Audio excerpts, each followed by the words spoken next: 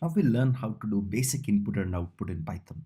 Of course, we have been seeing some basic printf commands for a while, basic print commands for a while, but let me just go over it very quickly. So if you just say print with your parenthesis, and if whatever you say here will be printed, as you can easily understand. If there is a variable a which is assigned a value of 10, and if you say print the value of a is comma separated by a, it will print you 10. Or the other way to do it is you can just say, since this is a string, right? This is a string, right? You can use the plus sign, the plus operator, and convert your a into a string.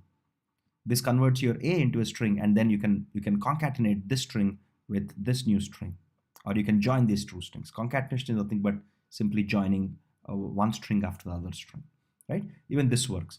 Actually, in earlier versions of Python, so what we're using right now is Python 3.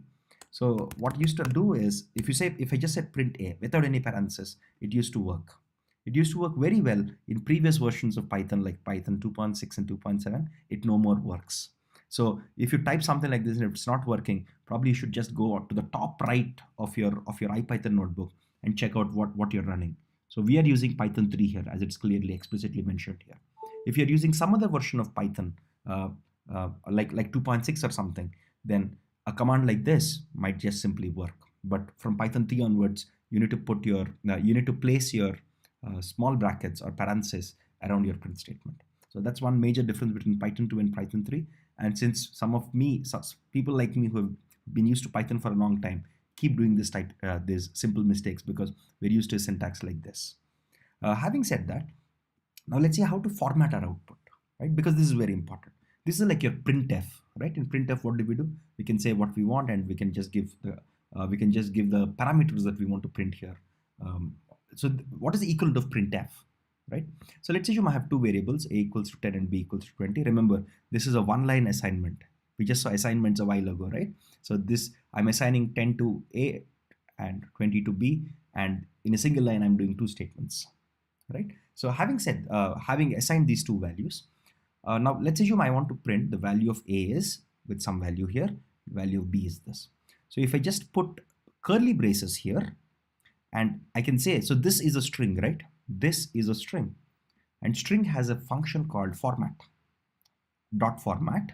I could just say, by doing this, what happens is my a goes here and my b goes here, right? So what you get is the value of a is 10, the value of and b is 20, as you would expect. So format is the important function here that we use for formatting output.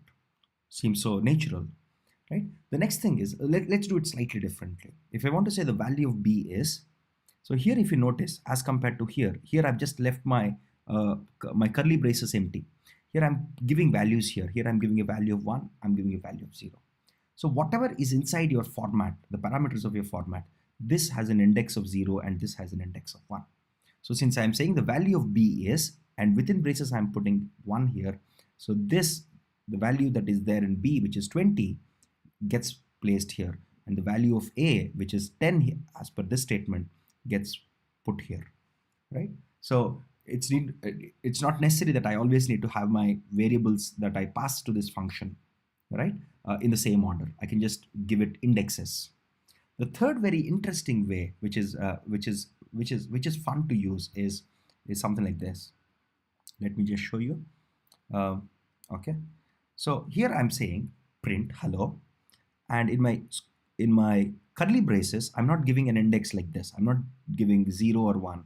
I'm actually putting a name. So I'm putting a variable name called name here, and again, this is another parameter. So in my format string, I can actually give things like this. I can say name equals to Satish. So then what happens is Satish gets placed here, and my greeting equals to good morning, and this gets placed here, right? You can think of them as key values, right? If I mean, bluntly thinking of it.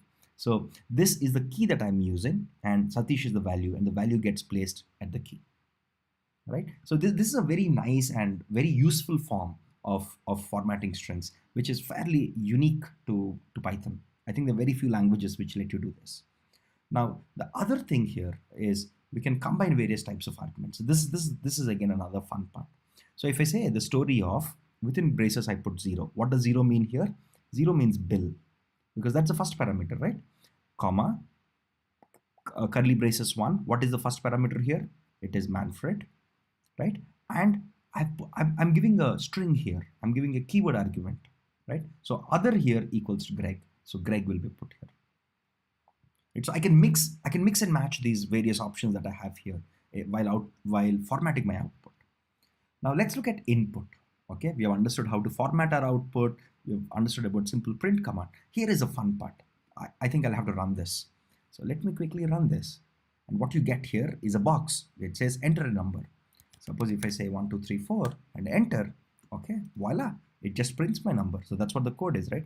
So the input function in Python gives you the text box that we just saw, where you can enter some value and we can assign that value that we entered to a variable called num, or to any variable basically. In this case, we've assigned it to num. Right? This is the basics of a very basic input output in Python.